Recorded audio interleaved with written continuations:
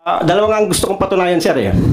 Magkwento ka lang, makakarating ka na rito. Kwentong barbershop, sir. Kwentong barbero lang.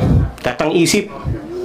Makakarating ka na. Andito po ngayon, napatunayan ko ngayon yun. Bula mo lang siya para mabulak kami, para imbitahin ka dito, para makapagsalita ka ng something against kay Morales. No, mali po. Ganon. Yan ang Mali po, hindi po kayo hindi po kayo dapat kong bulahin. Hindi sir. ako binubula mo, siya ang binubula mo para pagbula mo sa kanya, mabubula rin kami kasi may video yun nga usapan ninyo. Kung bilugin dito, ha? Yes, sir. Kung siga ka, kung maro ka sa labas, kung nabubula mo yung ibang tao, not me. Yes. Not me. Kasabot ko, sir. Ha? Sabot ko, sir. Anong Bisaya mo ka? Taga saan ka? Taga Davao ako, mama, sir. Ibig sabihin, por maro, taga Davao. Dili tao, sir. Ay. Ito nga mga kababayan, bago natin ituloy ang video na ito, kung bago ka lang sa aking YouTube channel baka pwede makahingi ng like at subscribe at click mo na rin ang notification bell para updated ka sa aking nilalabas na bagong video. Salamat po. Recording in Nagikinig lang yan eh. Bago ka magsalita, Pikoy, alam mo ba na nag-uusap kayo ni Enriquez na sa bahay siya ni Morales? No, wala, sir. Wala po. Hindi mo alam? Hindi ko po alam. Kaya nga po nagulat ako eh. Biglang may... Hindi mo rin alam na naka-speakerphone yung cellphone ni Enriquez? Hindi po. Hindi po, sir. Hindi mo alam na nakikinig si Morales? Hindi po, sir. So, that explains the no holds barred na pagsasalita Yes, mo. sir. Yeah. Pati patayan, binabanggit mo na eh. Yes, sir. Na papatayin si Morales, sasagasaan lang yan, hindi na yan babarilin. At maraming paraan para patayin. Am I correct? Yes, sir. Yes, Kasi, sir. had you known na nakikinig si Morales, hindi mo siguro sabihin yun. Hindi, sir. Kung pahayaan niyo po akong sabihin muna to, sir, o sagutin ko muna yung sa inyo. Kung alam kong nakikinig po siya, sir, mas marami pa po ako sasabihin. Mas, ano po. Sir. Mas malala pa. Yes. Mas yes. malala pa. Para believable, sir. Okay, sige. Pakinggan natin yung statement mo. Go ahead. Magandang araw po sa inyo, mga mahal naming senador. Sa mga nakaraang araw, napukaw ang atensyon ng bayan dahil sa sinasabi ng isang ex-agent Jonathan Morales na dokumento mula sa PIDEA. Noong nakaraang pong hearing, nabanggit niya na ni Ginoong Morales ang pangalan ko na Eric Santiago na tumawag sa isang Romy Enriquez na sinasabi niya na nais ko siyang pigilan sa kanyang pagsalita tungkol sa nasabing dokumento. Sa punto pong ito, nais ko pong ipabatid sa galang-galang na Senado. Wala akong intensyon na pigilan at ang totoo ay upang patunayan lang sa bayan ang dalawang bagay. Ano po yun? Na napakadali pa lang mapunta dito. Gagawa ka lang ng isang kwento at katang-isip na kwento sa pamamagitan ng pambobola, mapupunta ka na rito. Pangalawa, na upang pabulaanan at bigyang kalinawan ang mga bagay-bagay na sinasabi ni ex-agent Morales sa pamamagitan sa pagpapakita ng mga dokumento na dala ko. Siyensya na, sir, hindi ako sanay magsalita sa maraming tao. Panglubog lang, sir. Please continue.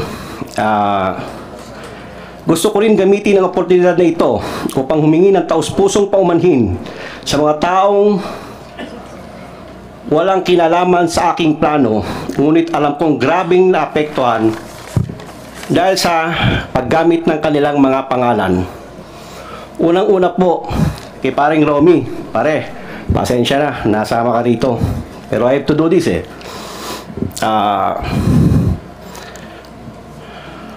Pangalawa po, sa pangalan ni Ginoong James Kumar, kung asan man po siya, pasensya na po. Sa nasabi ko po na dokumento, ipakikita ko pang magbigay dagdag linaw sa sinasabi ni Expedient Morales. Nandito po yon. May hawak po akong dokumento na gusto ko lang ipakita talaga. Ito po yung rason kung ba't pinasakay ko sila sa usapan. Para makapunta lang po ako rito at may presenta mga dokumento sana na magbibigay linaw sa mga sinasabi ni Agent Morales. Ano yung sabi mo, pinasakay? Yes, sir. Pinasakay. Parang dalawa nga ang gusto kong patunayan, sir. Magkwento ka lang, makakarating ka na rito. Kwentong barbershop, sir. Kwentong barbero lang. Katang isip. Makakarating ka na. Andito po ngayon, napatunayan ko ngayon yun. Napatunayan mo ngayon? Yes, sir. Nandito po ako. Kasi... So, you mean to say, itong committee na ito ay pwede pala mag-imbestiga ng katang-isip lang? Ako po, ang sinasabi ko, yung akin po, hindi po kayo. Kayo po ay tunay. Alam ko po ang inyong layunin. Ako po ay para sa akin, gusto ko lang pong makarating dito upang magbigay linaw lang po, magdagdag linaw. Dahil sa mga dala ko. We are not interested of your dagdag linaw.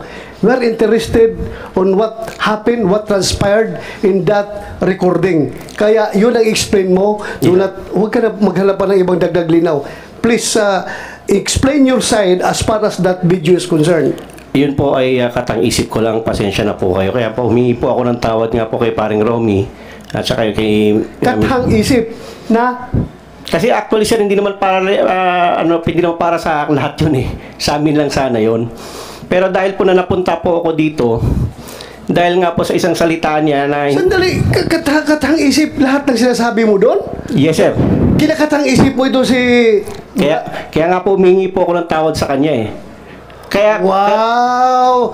Hindi naman kami grade 1 dito, mga senador kami. Ay nako, ibig mong sabihin na binubula mo lang siya para mabulak kami, para imbitahin ka dito, para makapagsalita ka ng something against kay Morales. No, mali po. Ganon. Yan ang mali po, lumalabas hindi po kayo sinasabi mo Hindi po kayo dapat kong bulahin. Hindi ako binubula mo, siya ang binubula mo para pagbula mo sa kanya, mabubula rin kami kasi may video yun na usapan ninyo Ibig mong sabihin, ganun kakagaling iyo. Kahit na ilang bisis ka, kaso mo, yung kaso mo, wag mong... Pasis ko lang yun. Yes sir, I understand Pasis sir. lang yun sa aking panerbisyon pagkapulis. I understand, Kaya huwag mo akong bilugin dito ha. Yes sir. Kung siga ka, kung maro ka sa labas, kung nabubula mo yung ibang tao, not me. Yes, Not me. Kasabot ko sir. Ha? Sabot ko sir. Anong Bisaya man ka? Taga saan ka? Taga Davao ako mama sir. Ibig sabihin po maro taga Davao. Dili taon sir. Ay. Now, please, continue. Explain your side, yung nangyayari sa usapan na yun. Sige, I will give you the floor. Huwag kang lumihis sa ibang topic. Yun lang muna. Stick to that video. Yung lahat na sinasabi mo doon, bigyan mo ng context, bigyan mo ng explanation, Yes, sir. bakit mo nasabi yung mga bagay na yon. Please. Yung kung totoo po, ako po nandito, ang purpose ko po is magsabi ng totoo. Yun nga, sabihin mong totoo, bakit ka tumawag kay Marquez at mga sinasabi mong patatahimikin siya, huwag na magsalita, at may binanggit ka ba nung pangalan na Lam? Ano yung Lam na ibig mo sabihin? Sir, actually sir, naririnig ko lang sa YouTube yun sir You play, kumsek, you play. Baka sabihin naman, Hindi, ibig sabihin sir. baka ibig sabihin, yung committee na ito, gumagawa na naman ng AI generated video recording, ha? Kumsek, please play the video. Yung sinabi niyang Lam. Narinig mo lang yan, hindi mo ginamit. During your conversation, hindi mo ginamit yung salitang Lam. Sir, ginamit ko ko. O, Ginamit ginamit ko mo. nga sir, kasi ganito nga Ano sir. ibig mo sabihin ng Lam? Sir, ganito po yun. Naririnig. Sandali! Anong ibig mo sabihin ng Lam? Sinabi mo, binanggit mo. Yes sir, naririnig ko po sa YouTube lang yan. Yung Lam, si First Lady, si James. O kaya nga, bakit mo nasabi yung Lam na yun doon? Para pasakayin nga po sila sir. Kung gusto niyo pong malaman ng totoo. Pasakayin. Opo, para papasakayin lang po si Romy at si Agent Morales sir. Hindi mo nga alam na nasa bahay ni Morales si Marque Enriquez. Ganito po yan sir. Si Romy kasi pag matri-trigger ko siya, alam ko na makakarating kay Morales yan. So anong purpose mo? Anong agenda mo Eh, dito? nga po, sir, Anong kasi- motive mo? Bakit mo siya iti-trigger? Sige nga. Gusto ko po kasing may mga dokumento po kasi akong dala. Kasi sir, kung napapagod na po kasi ako sa paulit-ulit na sinasabi nila, alam ko naman na mas may explain ko sir dahil sa mga dokumentong dala ko. Ano yung mga dokumento dala mo? Pwede ko ba ipakita, sir? But before you show that document, explain your side. Bakit mo sinabi yun? Huwag mo kaming bulahin, ha? Yes, sir. Ha? I will cite you in contempt directly kung magsinungaling ka dito, ha? Kasabot ko, sir. Kasabot Huwag mo kong dalahin sa bula-bula. Kasabot ko, sir. Kasabot ko. Kumsik, i-play mo nga yung may sinabi siyang lam. Huwag mong sabihin, bula mo lang kami dito. Wala pong ganun, sir. Sorry po. Sige. Magitan. Okay? Kasi nga yung mama, ha? Ganito, pakinggan mo na kuya. Ganito kuya. Nung pumutok yan, okay? Huwag kang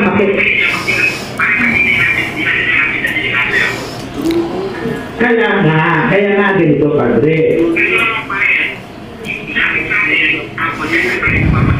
Kaya kung Narinig natin dyan na voice recording at saka yung nilagay ni Morales na yung line-line dyan na nag-interpret kung ano sinasabi. Totoo, the same as you have heard as your conversation with Santiago? Mr. Senator, the video speaks for itself. Okay, correct. Yung narinig mo dyan, totoo. I confirm, sir. So, do you confirm na pinapasakay ka lang ni Santiago? Binubula ka lang niya?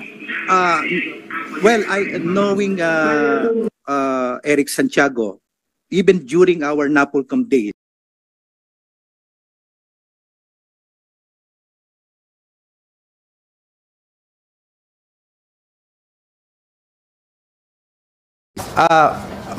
hindi ko po makuha, malaro po siya eh. Malaro po siya, malalim.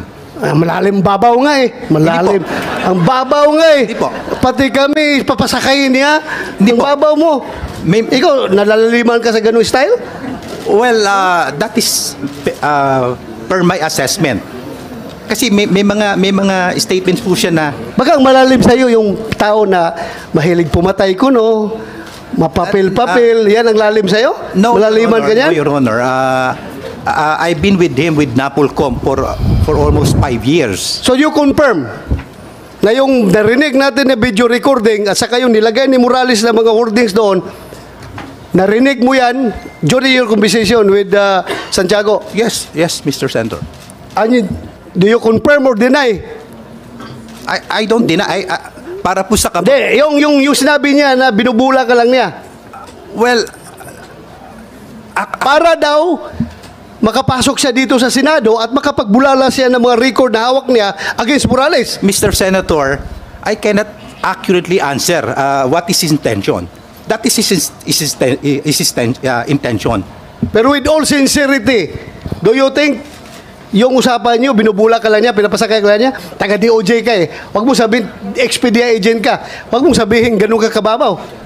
Well, Ano? Well, Mr. Senator, knowing him, perhaps that is his intention. Pwede kang mabula niya.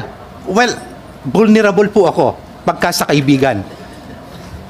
Pagkakaibigan Hindi po, totoo. walang masamang tinapay. I cannot judge a person based on his past. Just like Kuya Jonathan Morales. Who am I to judge? Meron din po akong mga imperfections. Okay? Okay, so... Yun po yung aking position. Kung binobola niya ako, mali yan. That is not my intention. Even po yan, nagtampo ako sa'yo. Eric Santiago, kung nambubula ka, bakit dinadamay mo pangalan ni Lam? Sir, para po makatotohanan ang istorya. Para makatotohanan. Kasi hindi ko po pwedeng bulahin si Romy kung hindi ako babanggit ng mga keywords na magri-ring sa utak nila, sir. So anong purpose mo bulahin siya? Siya lang, sir. Siya lang. Bakit mo, anong purpose mo bulahin siya? Kasi para ipatawag kita dito. Para Ultimately, para ipatawag kita dito at may bulalas mo yung mga records against Morales.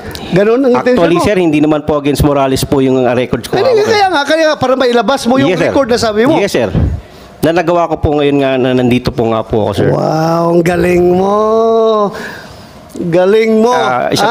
Ako, I find it very strange na gano'n ang approach mo. Para may patawag ka ng komite na ito, bulahin mo siya para maipakita ang... Wow.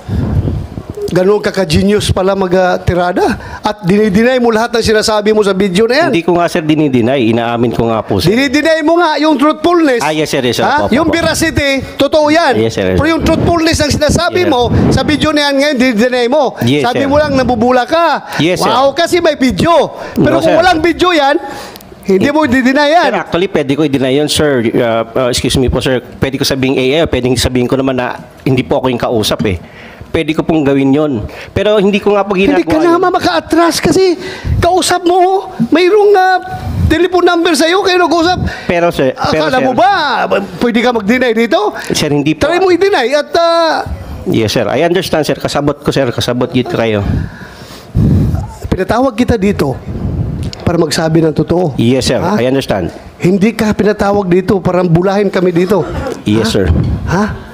This is a serious matter. Ha? I understand, sir. Huwag kang sasakay-sakay ka lang, gagawa ka ng gimmick para maipatawag ka dito, para maipabulalas mo yung gusto mong dokumentong palabasin. Wow, how shallow your motive. Yes, sir. So, ibig sabihin, sino nag-utos sa'yo na pasakayin mo si Enriquez? Sarili ko lang, sir. Sarili mo! Yes, sir. So, you're a hero! Nasa sa inyo, Ha? sir, kung paano niyo ako titignan ngayon, sir. Pero yun po ang You are a katotohanan. hero, sarili mo lang. Nasa sa inyo na po, sir, kung paano niyo po ako titignan. Pero ang sinasabi ko po ay totoo. Galing sa aking puso, sir. Galing sa iyong puso na binubula mo lang talaga ito. Yes, sir. Binobola ko po lang po si paring Romy, sir. But I don't find any valid motive. Bakit mo siya bulahin para makapagsalita ka dito? Bakit? Bakit? Why? Oh, why? Kasi sir, yun nga, kagaya ng sinabi ko, napapagod na po kami. Napapagod na po ako doon sa paulit-ulit na pasensya na po kayo, sir. Oh. Kung, kasi marami po doon tungkol sa dokumento na pinipresent niya na mas dapat sana mas maintindihan, mas ma-explain ko po para sa akin po, sir. Para lang po sa akin, kung bibigyan niyo po ako ng pagkakataon, sir. Bakit mo ma-explain? Anong kinalaman ng mga record na yan sa pinag-usapan? Kung hahayaan niyo po akong ipakita yung record na yon, maaari po siguro ma-explain ko na mas mabuti. But to start with, yung intention mo is with malice. Ha? Very clear, with malice ang intention Yes, sir. mo. Dahil niluluko ka ng tao para lang makapunta dito. So, ibig sabihin, kung kaya mo lukuhin si Enriquez, yung ipipresent mo na papilis dito, pwede rin yan, lukuhin mo kami dito, ang committee ito. Sir, wala po akong intention na gano'n. Wala nga, but to start with, niloko mo na siya. Pinasakay mo, according to you, pinasakay mo Yes, lang sir. siya. Yes, sir. Oh, so paano kami magtiwala ang committee sa'yo kung ganoon pa lang style mo? So useless din presenting that evidence kung to start with, ang intention mo ay tainted with malice.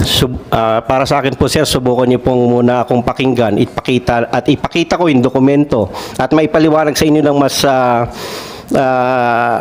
masinsin. Before you present that document, submit mo muna sa committee. Titingnan namin if that is germane to the issue at hand. Isubmit mo muna yung dokumento dito, pag-aralan ng legis namin, ng COMSEC. Kung germane yan, otherwise, gagawin mo na namang binyo itong, itong committee na ito for other reasons. Please submit that to the committee, pag-aralan namin, and we will get back to you. Mr. Chair, Yes, go ahead. if you're done with the question. I am done with Santiago. Pag-aralan muna yung kanyang sasabihin, then you are free to entertain General Santiago. No. Your I will Honor.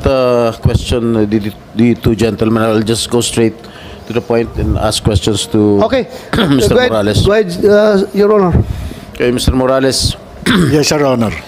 nakita ko sa isang interview mo na sinabi mo na ako raw ay hindi marunong mag-imbestiga. Am I correct? Yes, Your Honor. Yun po ay opinion ko bilang investigador dahil inaasahan ko po inimbita po ako rito as resource person. Alright. At mistula ako na ituring Tama na akusado. I will have to respect your opinion, but my track record in investigating here in all public hearings will attest to it. Okay? Now, the second question. Sinabi mo sa isang interview na sayang ang binabayad ng taong bayan sa akin.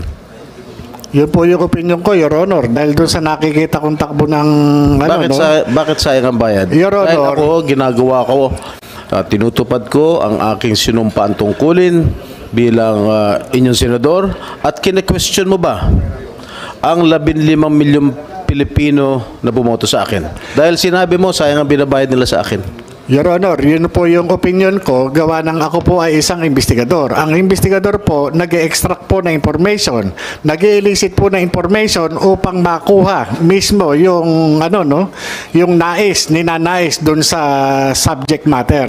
Kagaya po ng ginagawa natin ngayon. Ako po ay nagsasalita lang bilang sa aking opinion at bilang dun sa aking karanasan bilang isang investigador. Kapag ako po ay kaharap ng isang iniimbestigahan, talagang sinisikap ko po na makuha ko yung sustansya na kinakailangan patungkol po dun sa hinahangad kong resulta. Ako po, hindi po kailanman na namemersonal o kumakaladkad o naghuhusga sa pagkatao ng kahit na sino, lalo na yung mga naimbestigahan ko talagang mga kriminal. Yan ang opinion mo. Ito naman opinion ko. Okay. Meron akong kopya ng desisyon ng Civil Service Commission affirming the decision of PIDEA Director General Arturo Cacdac, finding you guilty of dishonesty, grave misconduct, and conduct prejudicial to the best interest of the service. The Civil Service Commission ruled that, and I quote, "It is undeniable, based on Morales' admission, that he concealed